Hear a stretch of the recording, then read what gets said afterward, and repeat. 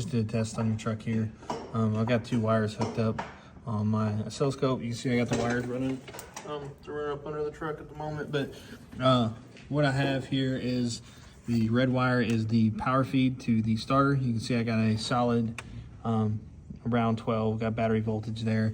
And the blue wire is the solenoid. So when I'm clicking that key over, you can see that the solenoid is receiving power, but it's just not moving. So what I'm gonna do now is I'm gonna put a ratchet on the motor and make sure it moves. And if it does, looks like we're gonna have a failed starter condition. Thank you for trusting us with your vehicle.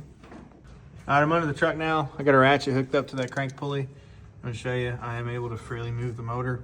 So what we got, testing up here on the starter, just to show you how my setup was here. I got that red wire going to, I'm gonna unhook it now, but I had the red wire going to the battery feed, and this little blue wire going to the solenoid. That's the control for the starter.